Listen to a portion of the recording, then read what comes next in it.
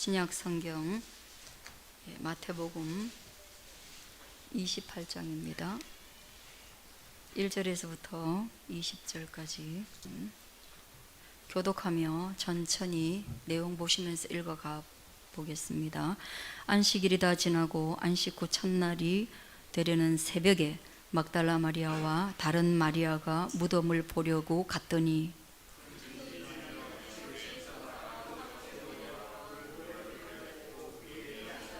그 형상이 번개 같고 그 옷은 눈같이 희거늘.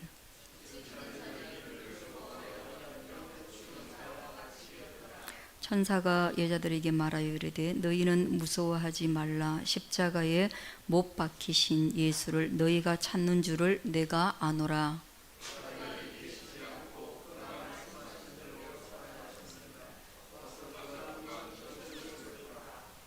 또 빨리 가서 그의 제자들에게 이르되 그가 죽은 자 가운데서 살아나셨고 너희보다 먼저 갈릴리로 가시나니 거기서 너희가 배우리라 하라. 보라, 내가 너희에게 일렀느니라 하거늘.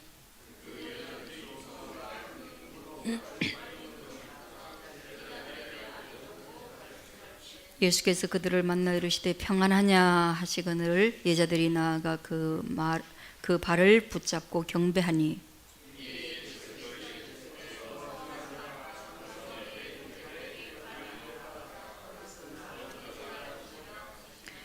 여자들이 갈 때 경비병 중 몇이 성에 들어가 모든 된 일을 대제사장들에게 알리니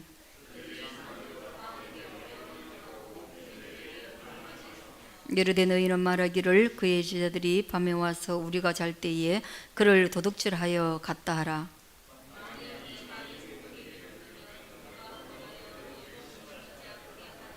군인들이 돈을 받고 가르친 대로 하였으니 이 말이 오늘날까지 유대인 가운데 두루 퍼지니라.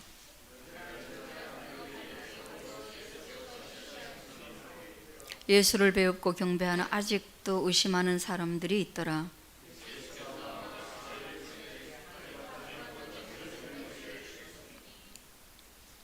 그러므로 너희는 가서 모든 민족을 제자로 삼아 아버지와 아들과 성령의 이름으로 세례를 베풀고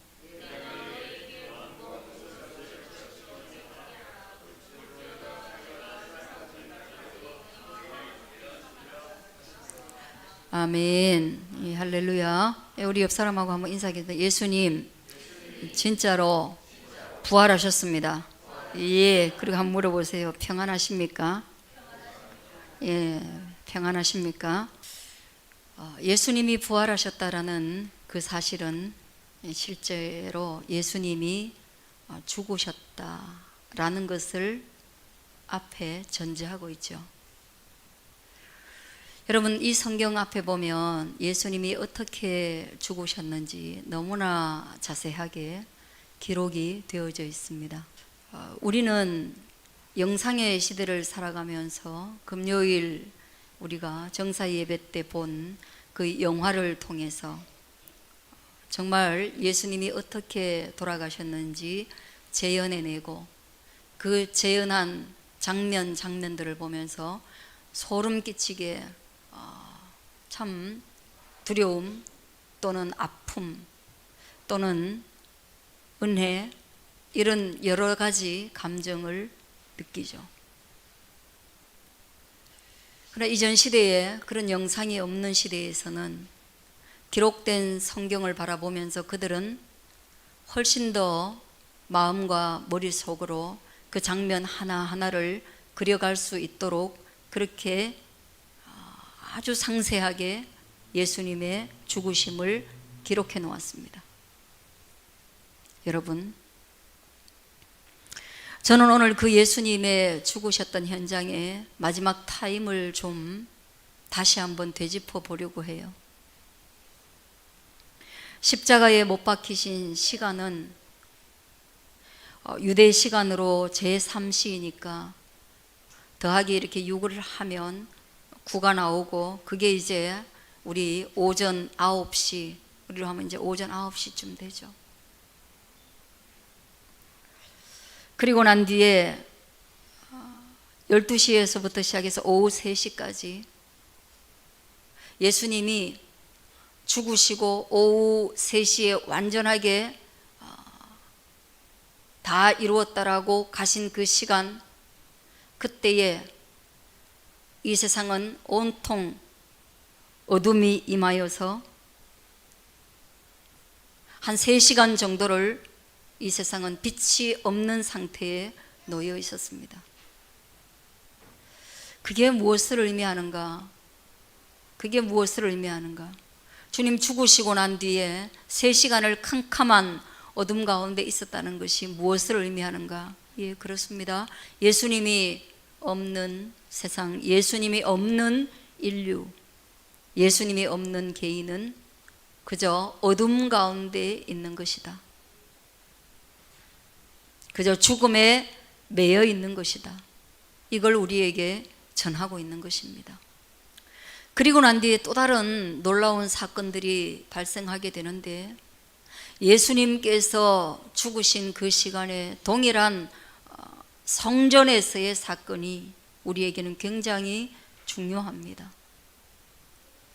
여러분, 이스라엘에게 있어서 성전이라는 것은 하나님이 임재하는 장소입니다.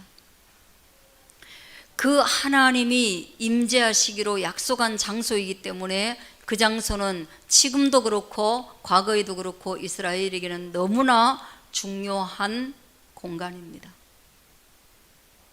그런데 그 하나님의 임재가 있어서 제사장을 통하여서 이스라엘 백성들이 하나님을 만나며 예배하던, 제사를 드리던 그 장소에는 성소와 지성소로 분리가 되어져 있었는데, 그 분리된 부분이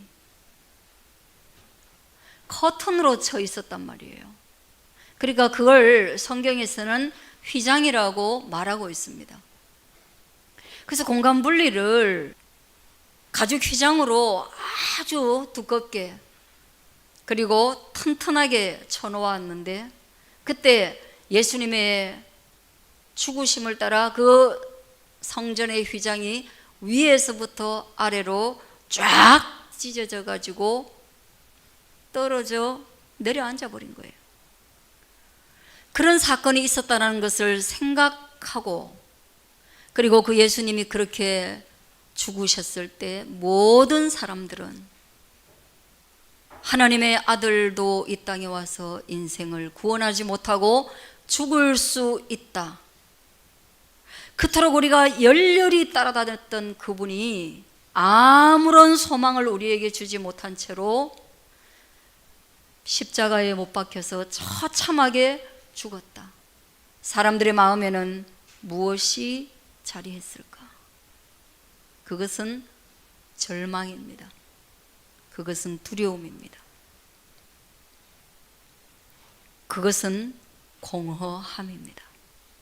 그렇게 모든 긴장이 사라지고 모든 소망도 사라지고 그리고 모든 기대도 없어진 그 우울함으로 가득했던 금요일 이후에 토요일, 그리고 안식일이 다 지나고 난 뒤에 안식 후에 첫날, 그러니까 주일이 되려는 그 새벽에, 새벽에, 그럼 뭐예요?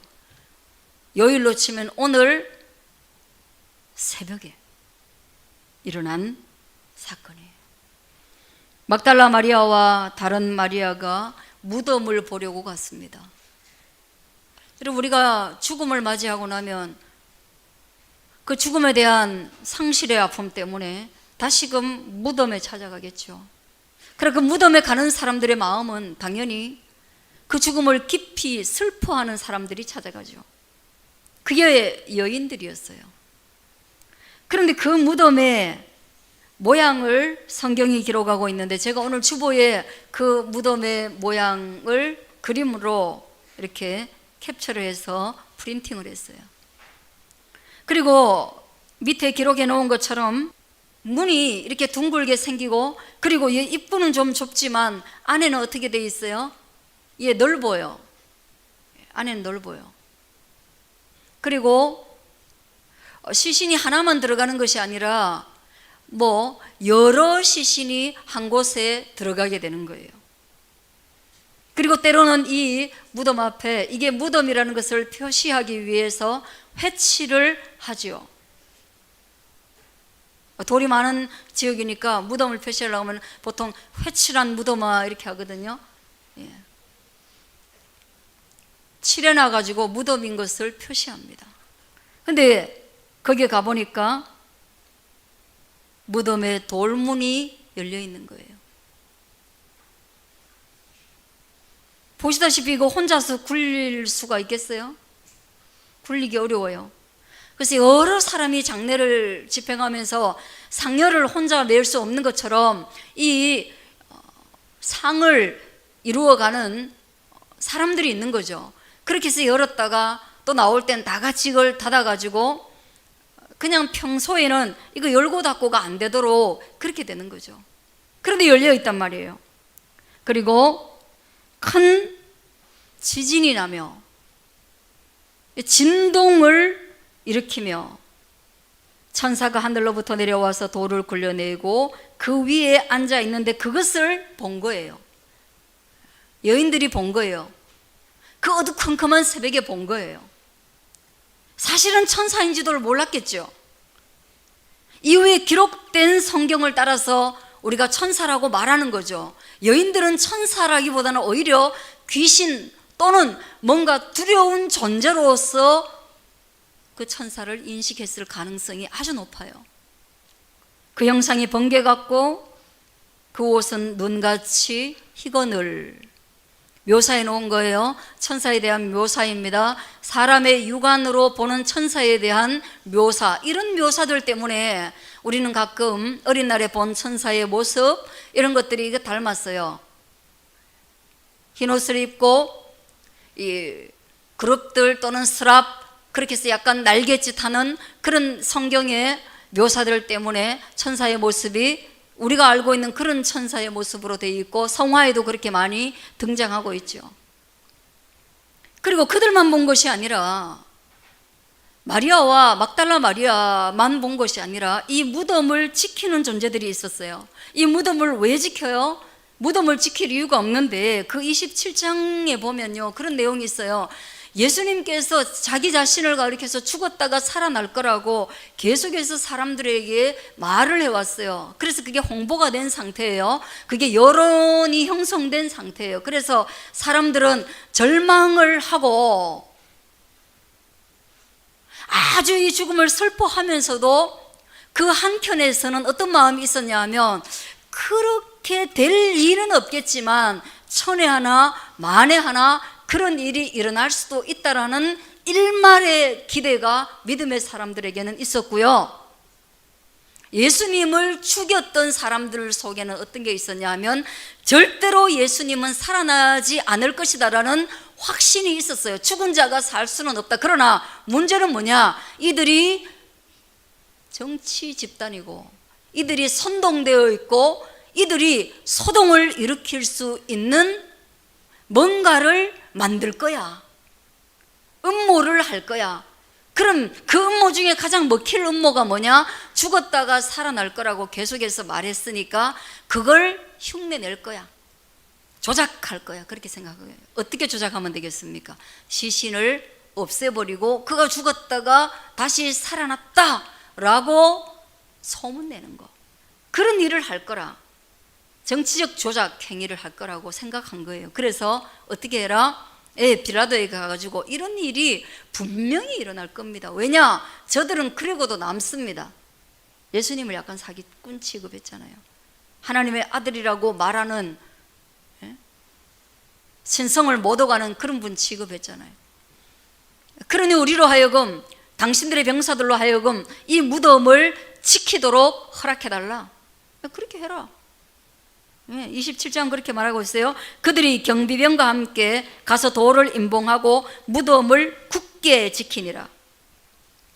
그리고 65절에는요 빌라도가 이르되 너희에게 경비병이 있으니 가서 너희 경비병으로 이야기하니까 너희 경비병으로 가서 힘대로 너희가 할 수 있는 대로 한번 굳게 지켜봐라.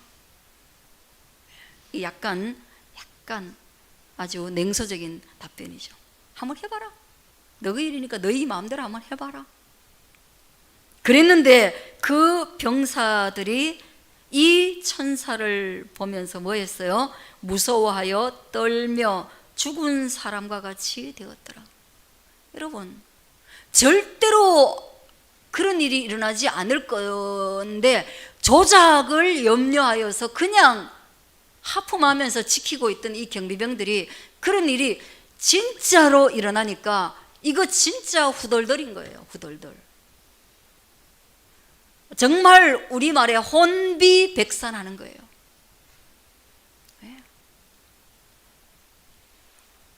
감히 서 있을 수조차 없는 거예요. 이거는.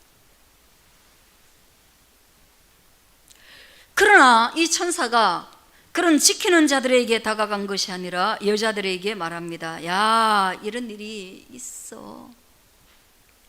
이런 일이 있을 거 몰랐어? 그거 너희에게 얼마나 자주, 얼마나 반복적으로, 얼마나 명확하게 말했는데 너희가 지금 저 경비병과 같이 죽은 자와 같이 그렇게 너희도 떨고 있느냐? 아니다 말이야. 너희는 떨 자가 아니다. 그래서 가서 제자들에게 예수님이 살아나셨다. 그리고 너희보다 먼저 갈릴리로 가신다. 이거를 알려라. 그래서 이 여자들은 굉장히 빠른 속도로 예수님이 살아나셨다라는 그 무서움과 큰 기쁨으로, 왜? 예수님의 말씀이 성취됐다는 큰 기쁨으로 이 사실을 제자들에게 알리려고 다름질하고 가고 있을 때 예수님께서 그들에게 말씀하셨습니다. 할렐루야. 이제 예수님이 친히 오셨어요.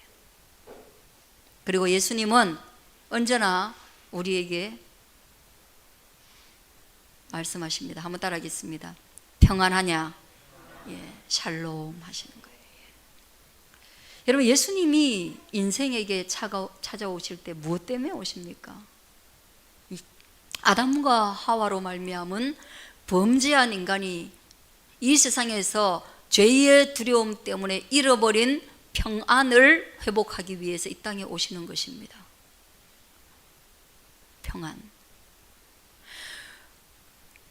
죽음이 가장 큰 두려움이고 실패와 좌절과 절망, 이런 것들이 우리에게 있어서 우리 인생이 갈 바를 알지 못하고 두려움에 떨고 있을 때 예수님이 우리에게 찾아오신다면 그는 우리에게 무엇을 주러 오시느냐?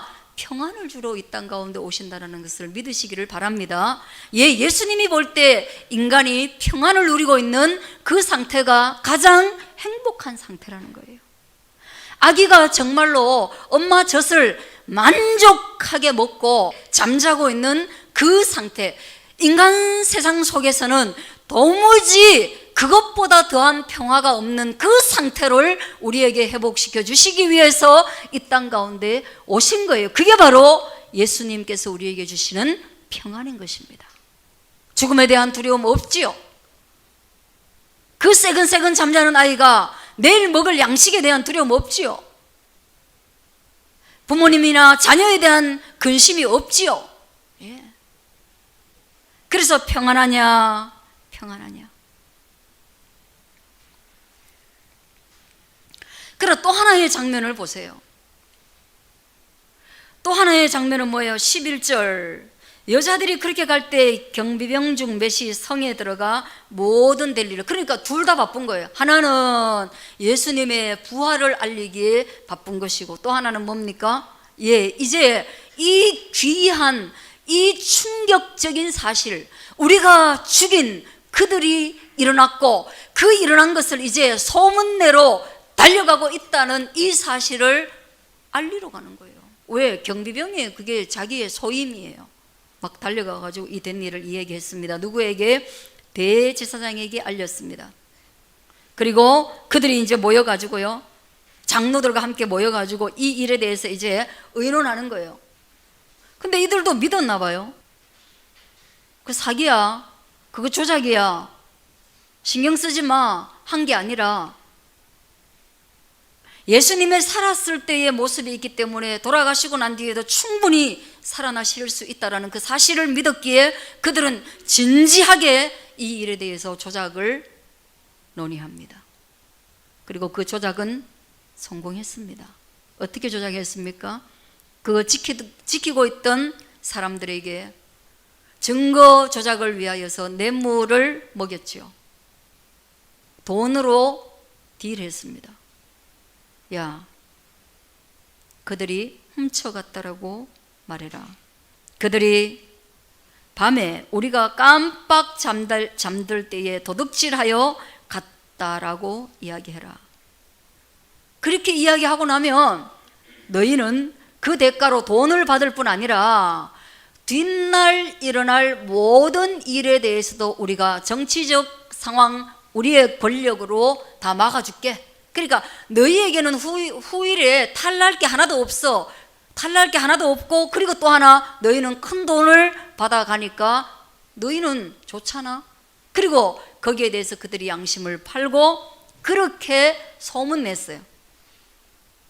그러니까 유대 땅에는 두 가지 소문으로 아주 흉흉한, 정말로 극단적 대립이 일어나는 거예요. 하나는 죽은 예수 그리스도가 살아나셨고 거기에서 천사를 만났고, 그리고 그들이 여자들에게 평안을 말씀하셨고, 그리고 그들이 제자들에게 살아있는 모습으로 나타나셨다라는 그 놀라운 부활의 소문과, 또 하나는 정치적 세력들이 예수님을 따르다가 예수가 죽고 나니까 여전히 그 세력이 사라지는 것을 두려워하여서 옹이하기 위해 시체를 훔쳐가고, 그리고 부활했다라고 증거를 오히려 조작했다라는 그런 두 가지 소문이 유대 땅에 파다하게 퍼진 거예요. 여러분 어떠세요? 오늘 우리는 이 두 소문 속에 살아갑니다.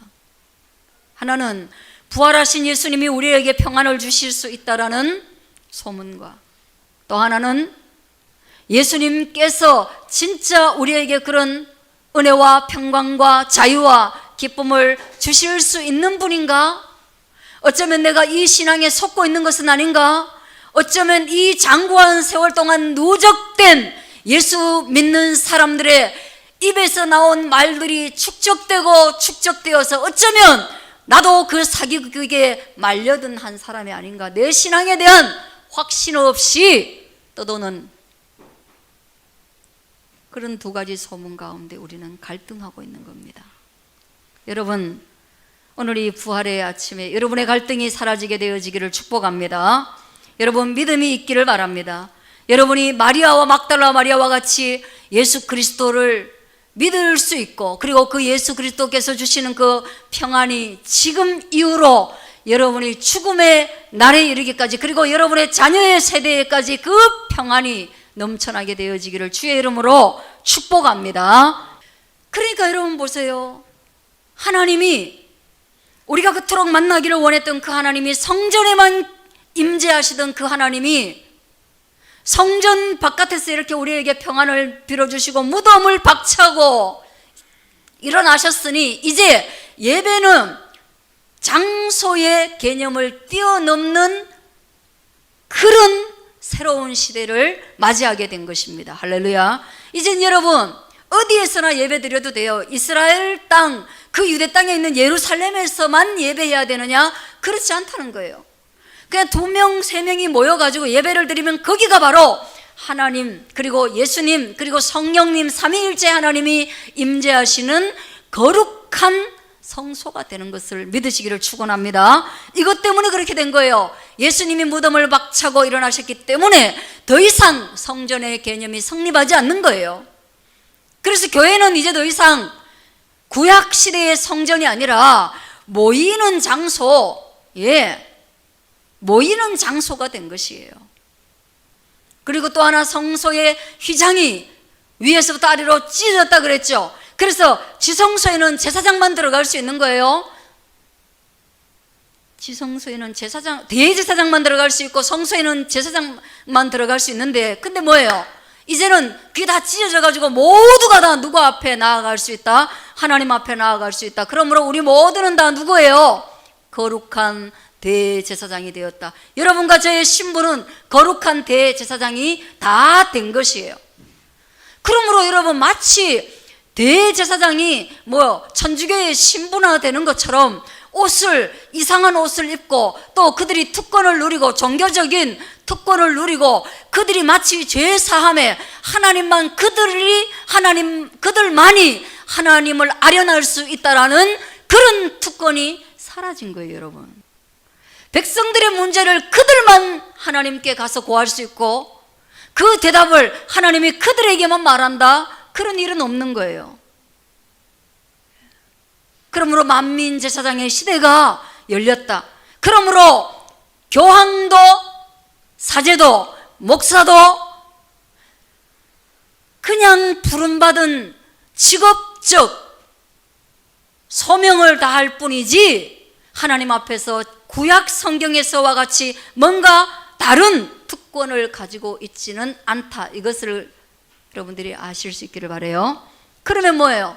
인간의 모든 특별한 권위는 이제 사라졌어요. 모두가 다 하나님 앞에 동일해요. 또 장소도 뭐예요? 달라졌어요. 이제는 특별한 장소가 없어요. 그 다음 또 하나, 이제 안식일. 구약 성경에서는 하나님 앞에서 안식일이라고 해서 6일이라고 7일째, 곧 토요일이잖아요. 7일째 토요일에 모든 것을 쉬었는데 그때 예배를 드렸는데 이제는 뭡니까? 안식 후 첫날에 부활이 일어나 버렸어요. 그러니 여러분, 어떤 날이 더 중요하겠습니까? 사람들이 볼 때 다 중요한데 굳이 우리가 하루 모여서 예배를 드리자 그러려면 안식일 날 예배를 드리면 구약이 너무 계승되는 의미가 강하잖아요. 그러면 구약 안식일에 토요일에 예배를 드리면 사람들이 뭐예요? 제사장도 또 만들자 이럴 거 아니에요. 의식이 새로워지는데 방해가 될 거 아니에요. 그래서 우리가 이 새로운 포도주는 새 푸대에 담는 의미에서 구약의 안식일의 개념은 그대로 가지고 오되 날은 주일로 바꾸자. 특별히 그날은 로마의 태양절, 로마의 태양신을 섬기는 날로 사람들이 너무 그날에 우상 숭배하니까 우리가 그날에는 맞불 작전으로 그리스도 예수를 예배하는 날로 삼자. 그 동일한 여러 가지 중복된 의미가 있기 때문에 그렇게 삼은 거예요. 그래서 우리가 지금 모이는 거 뭐예요? 주일날 모이는 거예요. 그러면 주일 아닌 날 모여도 됩니까? 안 됩니까? 됩니다. 예. 우리나라가 월요일 날 다 모이기 좋다면 그냥 월요일 모여도 됩니다. 그러려면 우리는 월요일 모여서 예배하면서 안식 후 첫날 주일에 주님이 부활하셨다라는 것을 또 강조는 하겠죠. 그리고 부활절만은 우리가 주일날 모이자 이런 식으로 예배할 수도 있겠죠. 그러니 제가 드리는 말씀은 뭐예요? 날이 특정한 날이 없고 장소가 특정한 장소가 없고 사람이 특별한 사람이 없이 우리 모두는 죄사함을 입은 우리 모두는 예수 그리스도로 말미암아 새로운 소명을 부여받았다는 것이에요. 할렐루야. 그 소명이 뭐예요? 이제는 장소도 없고 날도 없고 사람도 없으니까 너희는 이제 너희의 일을 이렇게 해라. 18절, 19절, 20절 한번 읽을게요. 시작. 하늘과 땅의 모든 권세를 너희에게 주셨으니. 저 보세요. 원래 권세 우리 다한테 안 줘요. 각 직임을 따라줬어요. 아까 그랬죠, 그죠? 그럼 하늘과 땅에 있는 모든 권세를 누구에게? 우리에게, 우리 모두에게, 믿는 자 모두에게 주셨으니. 왜 주셨을까요? 그 준 이유가 나와요. 뭡니까? 너희는 가서 모든 족속으로 제자를 삼을 수 있도록 하려고. 한 사람 한 사람 키우라고. 그리고 키우고 나면 뭐 해라? 세례를 줘라. 아버지와 아들과 성령의 이름으로 세례를 주면 그는 뭐예요? 새롭게 태어난다. 우리가 있고 새롭게 태어나는 믿음을 고백하는 그 새로운 사람은 새로운 생명으로 이제 응애하고 태어나는 거죠. 그러면 믿음의 역사가 진행되는 것이죠.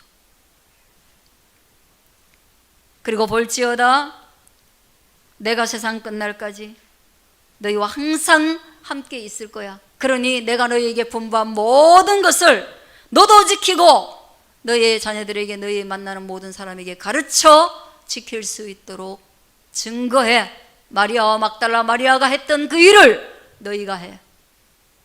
갈릴리에서 제자들에게 말씀했던, 그리고 제자들이 이렇게 했던 일 너희도 해. 이 말을 한 것입니다. 그게 우리의 삶의 목적이에요. 그 목적으로 충실한 저와 여러분 되기를 축복합니다. 축복합니다. 예, 기도 한번 할게요.